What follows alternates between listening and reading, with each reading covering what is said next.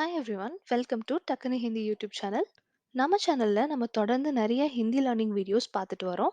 அதெல்லாம் நீங்க தொடர்ந்து பார்த்துட்டே இருந்தீங்கன்னா, ஈஸியாவும் டக்குனும் ஹிந்தி பேச கத்துக்குவீங்க. அந்த வகையில இன்னைக்கு நம்ம பார்க்க போறது, ஜஸ்ட் 10 மினிட்ஸ்ல உங்களுக்கு டெய்லி லைஃப்ல யூஸ் ஆகுற மாதிரியான ஹிந்தி சென்டென்சஸ் என்னென்ன இருக்கோ, அதெல்லாம் மோஸ்ட்லி கத்துக்க போறோம். இந்த சென்டென்சஸ்லாம் நீங்க நல்லா ஞாபகத்துல வச்சுக்கிட்டீங்கன்னா, கண்டிப்பா உங்களுக்கு டெய்லி லைஃப்ல தினம் பயன்படுத்தக்கூடிய வகையில இருக்கும். ஸோ இப்போ வாங்க வீடியோக்குள்ள போலாம். ஃபர்ஸ்ட் சென்டென்ஸ் பாருங்க. It's getting late.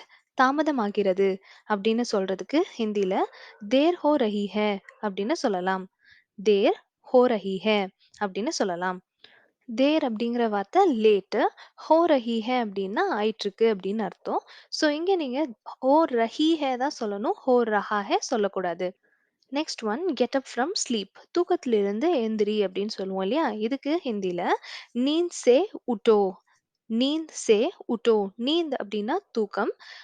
தூக்கத்துல இருந்து அப்படின்ற வார்த்தைக்கு சே, உட்டோ அப்படிங்கிறது எழுந்திரி. ஸோ இந்த சென்டென்ஸ் என்ன? நீந்த் சே உட்டோ. Next one what is the day today? இன்னைக்கு என்ன நாள் அப்படின்னு சொல்லி கேட்போம் இல்லையா? இதுக்கு ஹிந்தில ஆஜ் கौन सा दिन है?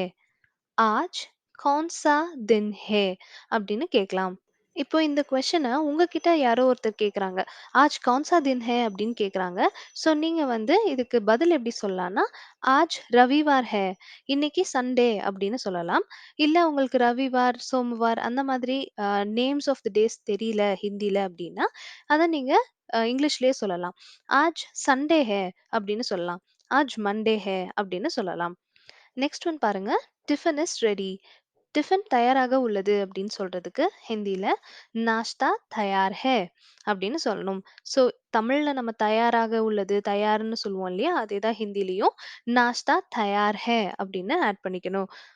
இதுவே நீங்க கொஸ்டினா கேட்கணும் அப்படின்னா, டிஃபன் ரெடியா அப்படின்னு கேட்கணும் அப்படின்னா, நாஷ்தா தயார் ஹே கியா அப்படின்னு கேட்கலாம். நாஷ்தா தயார் ஹே கியா? கியா மட்டும் ஆட் பண்ணிக்கிட்டீங்கன்னா அது கொஸ்டினா மாறிடும். ரொம்ப ஈஸி இல்லையா? நெக்ஸ்ட் ஒன் பாருங்க. Is everything okay? எல்லாம் சரியா இருக்கா? எல்லாம் இ எல்லாம் ஓகேவா? அப்படின்னு சொல்லி கேட்கறதுக்கு, "கியா சப் டீக் ஹை?" அப்படின்னு கேட்கலாம். "கியா சப் டீக் ஹை?" கியானா என்ன? சப் அப்படின்னா எல்லாமே, டீக் ஹை அப்படின்னா ஓகேவா இருக்கா அப்படின்னு அர்த்தம். நெக்ஸ்ட் ஒன் பாருங்க. What is happening?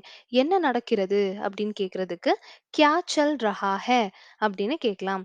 கியா அப்படிங்கிறது அ என்ன? சல் ரஹா ஹை அப்படின்னா நடக்குது. ஸோ, கியா சல் ரஹா ஹை அப்படின்னு நீங்க கேட்கலாம்.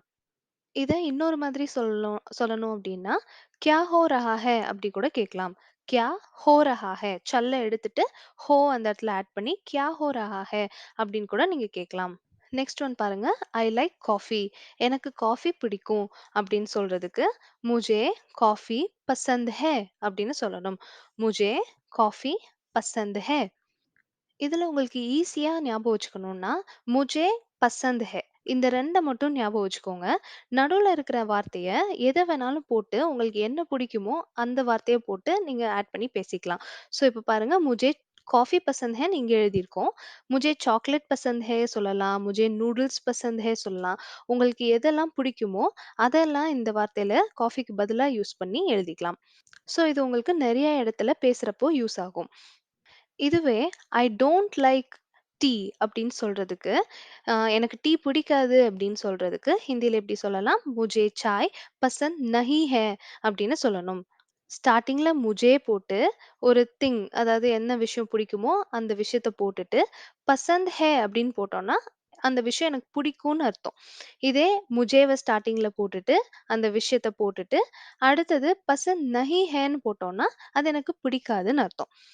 ஸோ இந்த இடத்துல நம்ம என்ன யூஸ் பண்ணியிருக்கோம்? சாய் யூஸ் பண்ணியிருக்கோம். டீ வந்து பிடிக்காதுன்னு சொல்லியிருக்கோம். முझे चाय पसंद नहीं है. இப்போ வேற ஏதாவது சொல்லணும்னா, मुझे फ्राइड राइस पसंद नहीं है. இந்த மாதிரி உங்களுக்கு என்ன பிடிக்காதோ அந்த இடத்துல நீங்க அத யூஸ் பண்ணிக்கலாம். ஸோ இந்த मुझे पसंद है அண்ட் मुझे पसंद नहीं है இது 2ம் உங்களுக்கு கண்டிப்பா டெய்லி லைஃப்ல யூஸ் ஆகும். Next one give me your phone. உன் ஃபோனை கொடு அப்படின்னு சொல்லி கேட்போம்ல. அதுக்கு முझे अपना ஃபோன் दो அப்படின்னு சொல்லிட்டு கேட்கலாம். முझे அப்படின்னா எனக்கு, அப்னா ஃபோன் தோ அப்டின்னா, உன்னுடைய ஃபோன குடு. தோ அப்படிங்கிறது கொடு அப்படின்னு சொல்லி மரியாதை இல்லாம ஃப்ரெண்ட்ஸ் கிட்ட கேட்கிறம்போது. இதே மரியாதையோட கேட்கும்போது, முझे अपना फ़ोन दीजिए அப்படின்னு சொல்லணும். இந்த சென்டென்ஸ் கூட நம்ம முன்னாடி பார்த்த மாதிரி தான். அதாவது ஃபோன் அப்படிங்கிற ஒரு பொருள எடுத்துட்டு, அந்த இடத்துல வேற என்ன வேணாலும் ஆட் பண்ணிக்கலாம். ஸோ, இப்ப நீங்க ஃபோன் நம்பர் வந்து கேட்கிறீங்க அப்படின்னு சொன்னா, "முझे अपना फ़ोन नंबर दो" அப்படின்னு சொல்லி கேட்கலாம். இல்ல நீங்க ஒருத்தரோட நோட்ஸ் எழுதி வச்ச நோட்ஸ் எல்லாம் கேட்கிறீங்க அப்படின்னா, "मुझे अपना नोट्स दो" அப்படின்னு சொல்லி கேட்கலாம். ஸோ, இந்த ஃபோன் அப்படிங்கிற வார்த்தைய எடுத்துட்டு, உங்களுக்கு என்ன தேவையோ அந்த இடத்துல அத ஃபில் பண்ணி எழுதிக்கோங்க. பேசுறப்ப ரொம்ப ஈஸியா இருக்கும். நெக்ஸ்ட் ஒன் பாருங்க. ஸ்விட்ச் on the fan. Fan on பண்ணு அப்படின்னு சொல்லுவோம் இல்லையா? இதுக்கு பங்கா சாலு கரோ அப்படின்னு சொல்லணும். ஃபேனுக்கு ஃபேன்னே சொல்லலாம். பட் பங்கா அப்படின்றது ரொம்ப காமனா ஹிந்தியில யூஸ் பண்ணக்கூடிய வேர்ட் தான். ஃபேனுக்கான வார்த்தை பங்கா. சாலு கரோ அப்படின்றது ஆன் பண்ணு அப்படின்னு அர்த்தம். ஸோ இந்த சாலு கரோ எப்போலாம் வரும் அப்படின்னா, ஏதாவது ஒரு எலக்ட்ரானிக் பொருள வந்து நீங்க ஆன் பண்ணு அப்படின்னு சொல்றப்போ மட்டும் இந்த சாலு கரோ வந்து நம்ம யூஸ் பண்ணலாம். இப்போ TV Chalu Karo, TV on பண்ணுன்னு அர்த்தம். மோட்டர் சாலு கரோ அப்படின்னா, மோட்டர் ஆன் பண்ணு அப்படின்னு அர்த்தம். இப்ப இதுவே ஆஃப் பண்ணு அப்படின்னு சொல்லணும்னா, பந்த் கரோ அப்படின்னு சொல்லலாம். ஸோ இதே வந்து மோட்டர் ஆஃப் பண்ணு அப்படின்னா, மோட்டர் பந்த் கரோ அப்படின்னு சொல்லலாம். நெக்ஸ்ட் ஒன் பாருங்க. How much money do you have? உங்களிடம் எவ்வளோ பணம் இருக்கு? அப்படின்னு சொல்லி கேட்கறதுக்கு, ஆப்கே பாஸ் கித்னா பைசா ஹை? அப்படின்னு கேட்கலாம். ஆப்கே பாஸ் கித்னா பைசா ஹை? Next one, can you help me? நீங்க எனக்கு உதவ முடியுமா? அப்படின்னு சொல்லி கேட்கறதுக்கு, क्या आप मेरी मदद कर सकते हैं? அப்படின்னு கேட்கலாம். क्या आप मेरी मदद कर सकते हैं? ஸோ நம்ம வழக்கமா படிக்கிற மாதிரி தான் எஸ் ஆர் நோ கொஸ்டினுக்கு கியா அப்படின்னு சொல்லிட்டு ஆரம்பிப்போம். அதாவது பதில் வந்து எஸ் இல்லைன்னா நோ. உங்களால உதவ முடியுமா அப்படின்னு சொல்லி கேட்கும்போது, சரி எஸ் என்னால் உதவ முடியும்னு சொல்லுவாங்க. இல்லை நோ உதவ முடியாதுன்னு சொல்லுவாங்க. So yes or no question எல்லாத்துக்குமே வந்து கியா அப்படிங்கிற ஸ்டார்டிங் கண்டிப்பா வரும். இதை எப்பவுமே ஞாபகம் வச்சுக்கோங்க. Next one, I have to go. நான் போக வேண்டும் அப்படின்னு சொல்றதுக்கு, முझे जाना है அப்படின்னு சொல்லலாம். முझे जाना है. இப்போ இந்த இடத்துல ஜா அப்படிங்கிற ஒரு வேர்பை எடுத்துட்டு நீங்க எந்த வேர்ப் வேணாலும் ஆட் பண்ணிக்கலாம். இப்போ நான் படிக்கணும் அப்படின்னு சொன்னா முझे पढ़ना है அப்படின்னு சொல்லலாம். நான் இப்போ விளையாடணும் அப்படின்னு சொல்லணும்னா मुझे खेलना है அப்படின்னு சொல்லலாம். ஸோ இந்த மாதிரி வேர்ப்ஸ் எல்லாம் நீங்க நிறைய கத்துக்கணும்னா நம்ம மேல ஐ பட்டன்லயும் கீழே டிஸ்கிரிப்ஷன்லயும் அந்த வேர்ப்ஸ் நிறைய சொல்லி கொடுத்துருக்கேன். அதுக்கான லிங்க் உங்களுக்கு தரேன். அதெல்லாம் போய் கத்துக்கோங்க. Next one, this is not right. இது சரியில்ல அப்படின்னு சொல்றதுக்கு யஹ் சஹி நஹி ஹே அப்படின்னு சொல்லணும். யஹ் அப்படின்னா இது, சஹி அப்படின்னா கரெக்ட் இல்லைன்னா ரைட் அப்படின்னு சொல்றதுக்கு, நஹி ஹே அப்படின்னா இல்ல அப்படின்னு அர்த்தம். Next one, how is work going? வேலை எப்படி போயிட்டு இருக்கு அப்படின்னு கேட்போம்ல, அதுக்கு ஹிந்தில காம் கைசா சல் ரஹா ஹே. சல் ரஹா ஹே அப்படின்னா போயிட்டு இருக்கு நடந்துட்டு இருக்குன்னு அர்த்தம். கைசா அப்படின்னா எப்படி. ஸோ காம் கைசா சல் ரஹா ஹே அப்படின்னா வேலை எப்படி போயிட்டு இருக்கு. Next one, I don't understand. எனக்கு புரியல அப்படின்னு சொல்றதுக்கு, முझे समझ नहीं आ रहा है அப்படின்னு சொல்லலாம். முझे அப்படின்னா எனக்கு, சமஜ் அப்படின்னா அண்டர்ஸ்டாண்ட், நஹி ஆ ரஹா ஹை அப்படின்னா புரியல அப்படின்னு சொல்றது. ஸோ யாராவது உங்ககிட்ட ஹிந்தியை ரொம்ப ஃபாஸ்ட்டாக பேசுகிறாங்க அப்படின்னா, அந்த இடத்துல முझे समझ नहीं आ रहा है அப்படின்னு சொன்னீங்கன்னா, மேபி அவங்க இன்னொரு டைம் சொல்றதுக்கு இல்லை ஸ்லோவாக சொல்றதுக்கு வாய்ப்பு இருக்கு. ஸோ இந்த சென்டென்ஸ் நல்லா தெரிஞ்சு வச்சுக்கோங்க. நெக்ஸ்ட் சென்டென்ஸ் பாருங்க. I don't know. எனக்கு தெரியாது அப்படின்னு சொல்றதுக்கு, முझे पता नहीं है அப்படின்னு சொல்லலாம். முझे पता नहीं है.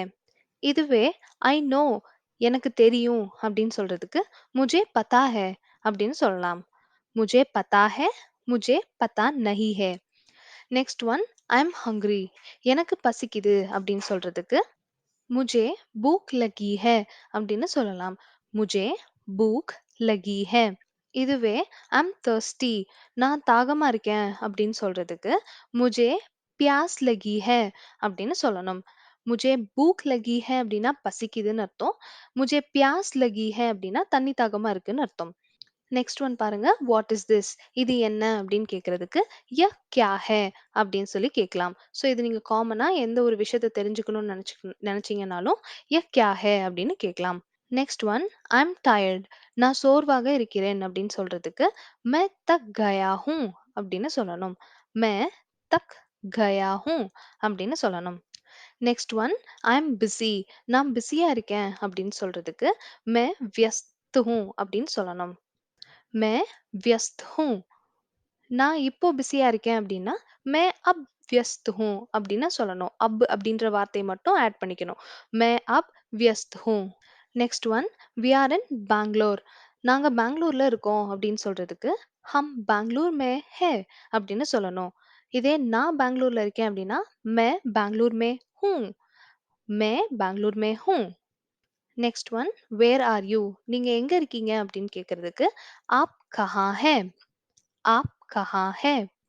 Next one you are beautiful. நீ அழகா இருக்க அப்படின்னு சொல்றதுக்கு தும் சுந்தர் ஹோ. தும் சுந்தர் ஹோ. இதுவே மரியாதையா சொல்லணும்னா ஆப் சுந்தர் ஹே. ஆப் சுந்தர் ஹே. நெக்ஸ்ட் ஒன் பாருங்க. உனக்கு என்ன ஆச்சு அப்படின்னு கேக்குறதுக்கு வாட் ஹேப்பன் டு யூ அப்படின்னு கேக்குறதுக்கு துமே கியா ஹுவா அப்படின்னு கேட்கலாம். வெறுமனே வாட் ஹேப்பன் அப்படின்னு கேட்கணும்னா கியா ஹுவா. உனக்கு என்ன ஆச்சு அப்படின்னா துமே கியா ஹுவா அப்படின்னு கேட்கலாம்.